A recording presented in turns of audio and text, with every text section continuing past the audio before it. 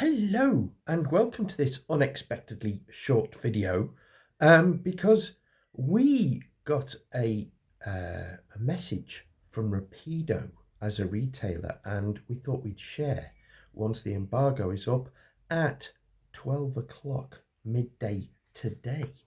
And it's got us very excited because, and I quote, "Dear retailer, Rapido Trains UK is going narrow gauge with the launch of our narrow lines range. We are entering the 009 market with a complete new range of products consisting of Kerr, Stuart and Company Sirdar class 040 long tank. Now, this locomotive is best known as the last survivor of this class, indeed, which is Diana. And indeed, they are doing a replica of Diana, which is faithful to the prototype. And Diana, as you'll know from a video just a few weeks ago, and you can always go back and find it on this channel, is a big favourite of ours. And it also features on our DVD, which is the 100th anniversary of number 4, Teleclin number 4, where we actually interview the owner, Phil, who's a lovely bloke. And as well as the locomotive, they are also doing an all-purpose wagon range featuring tooling for 9 new wagon types, featuring dropside open, cylindrical tanks, gunpowder van, covered tank, manrider. That sounds interesting. Or maybe it's my mind. Livestock, peaked roof van, stake wagon, single-veranda brake van, single-veranda brake van, and these models are in tooling. And they plan to have samples in time for their Rapido Railex exhibition in September. The new locomotive will be available in both DC and DCC Fitted non-sound versions, with every model coming with a wealth of extra detail parts that can be fitted by the modeler. And Rapido really do go to town on the details, so we're very excited about this. We are currently uploading all the usual assets and product descriptions onto the asset library, which we will use to post them onto our website. And we haven't yet received prices, so we're going to put the video up.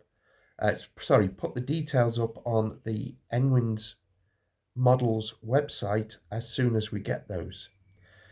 They've included the narrow lines logo, which is this one. It's very good. It's very good. And the all-purpose wagon range is also suitable for commission work. Now, Enwins would love to commission our own wagon, but quite a deposit needs to be made, and we're not in a state to be able to do that at the moment. So if you're interested, I'll put something in the a post, community post, and if you subscribe, you'll see that. And what I would like you to do is say if you'd be willing to pay a deposit in order to ensure that we get those wagons. If we did do those wagons, there would be a minimum number, and we would have to have a minimum number of people willing before we would commit. But it's something we've always wanted to do. And we know how good Rapido wagons are. So if you're interested, don't forget to look out for our community posts. And thank you for watching. Please like and subscribe. we will show you some more of the wagons and pictures, but we won't be adding music at the end. So keep watching for those. And yeah, we will see you in the next one, which is coming out on Tuesday. We're going back to our usual schedule. See you then. And there's Diana, as you can see, looking resplendent. Photographs taken when I did the video that was recently shown. And here are the renderings from Rapido of the wagon range that they're developing. And they really are an eclectic mix that will add to any 009 layout. In fact, I'm going to purchase a few of them for myself to use on our own exhibition layout that we're constructing over the winter. Yeah, absolutely fantastic. Of course, they will go very nicely with our own range of 009 products. So we'll give you a little reminder of some of those at the end. But also, don't forget, you'll need an engine shed. Now, we've been selling these absolutely excellent 009 engine sheds by Mark Holcroft for quite a while on our trade stands, but we haven't put them on the website until now, because basically they've sold as fast as we've put them on the stand.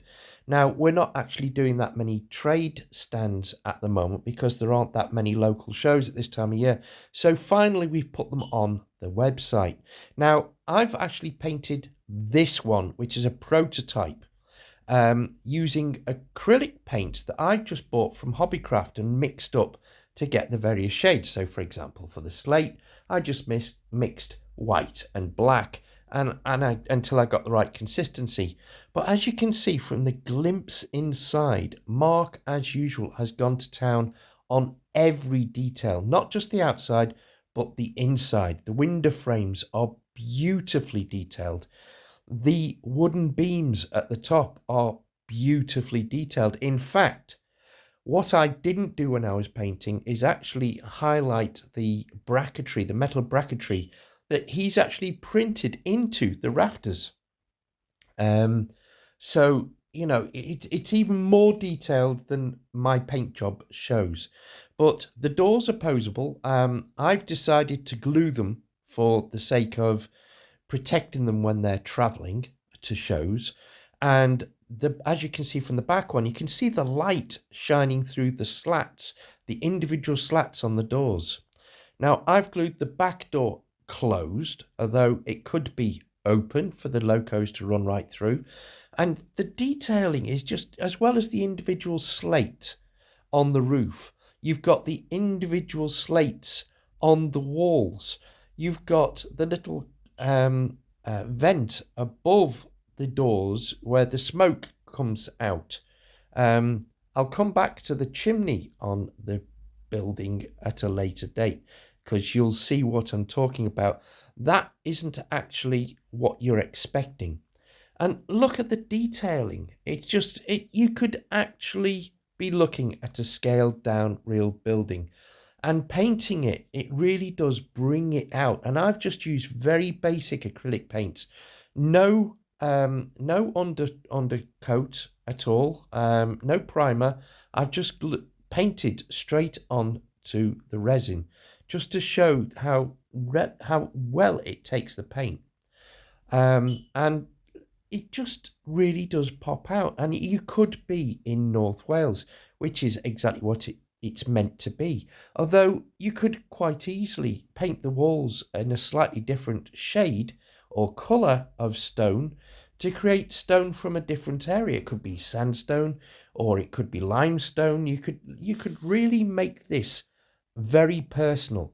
Now, I hinted about the interior. Now, take a look at this. He's put a separate floor on the inside, which has got a bench. It's got an anvil. And in the corner, that isn't a fireplace. That is your forge. So the workshop is fully kitted out. You paint it up, you glue it in place. There's very little assembly involved. It's basically the doors, the wooden workshop floor, and the rest of it is already in place. And there you go, those rafters. If you look very, very closely, you can actually see the individual metal brackets that are supposed to connect all the wood up. And unfortunately, it was just I didn't paint that up. I just couldn't do justice to it. But have a look at that interior. You could put a camera in there and it would be the real thing. And that's the whole point. Mark really does go to town on his details. So moving forward, and as you can see, there's a bench, there's further around, there's an anvil, you've got a little grinding stone. So basically you've got all the kit you need for your workshops to maintain the locomotives and your stock. And as you can see on the inside, the window frames are just as beautifully detailed as they are on the outside. It really does look fantastic. But that's not all. Now, after customer feedback, Mark came up with this, a smaller version of the engine shed, no less detailed.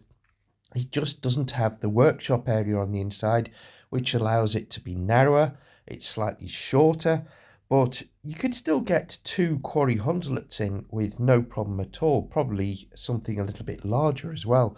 But the beauty of it is that, as with all of Mark's models, it's incredibly detailed. I mean, look at the slates on the roof, on the walls. Now, painting these with the acrylic paint really makes them pop out. And all I've done, like I said, is I've mixed up the paints to create the shades that I needed. And I've created a slate shade, which I've painted the whole model. And then what I've done as well is I've put a little bit of white on the brush and then almost brushed it off on a bit of paper so that there's barely any on, and then I've just gone over it. It's called dry painting, and it highlights, puts a little white highlight on the model, and it brings out the slate effect. And that's all I've done to highlight the different stones, and it works a treat. So it really is simple because there's no assembly. The only thing on these that you need to fit are the doors, which are posable. Again, I've glued these in place because that makes it easier in terms of, they're going to be in the best display position when they're at the show stand. But again, these are on the website, and you can go to www.enwinsmodels.co.uk and you'll find these there. I mean, look, the rafters are just as detailed. One extra thing Mark has, after I joked that the only thing he hasn't put on is the cat in the rafters, he's actually put a cat on one of the rafters on this model. So if anyone paints one up and highlights the cat, I think I'll throw in a slate wall set. So there's your challenge. Buy one of these, paint the cat.